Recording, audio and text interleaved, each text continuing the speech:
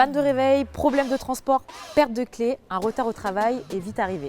Et là, c'est la panique, la boule au ventre et cette petite phrase qui vous traverse l'esprit. « Oh mon Dieu, je vais me faire virer ». À vous, cette situation te parle, non? D'ailleurs, tag-nous en commentaire, tu sais, ce collègue toujours en retard. Bon, la question qu'on se pose aujourd'hui, c'est est-ce qu'un retard est réellement un motif de licenciement? Premièrement, je te rassure, tu ne seras jamais viré pour un retard isolé.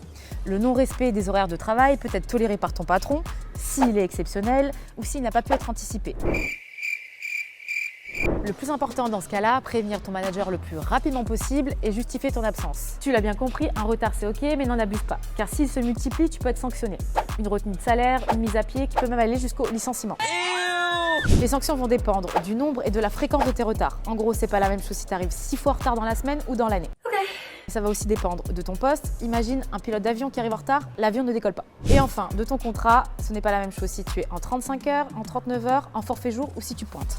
Mais avant de pouvoir te virer, ton employeur va devoir mener son enquête, construire un dossier solide et prouver que tes retards ont causé du tort à l'entreprise. Pour éviter d'en arriver là, je te donne 4 conseils. Prépare tes affaires la veille. Avance l'heure de ton réveil. Prévois-en plusieurs. Prépare 2 ou 3 itinéraires domicile-travail. Bon, moi je vais être en retard, donc il faut vraiment que j'y aille.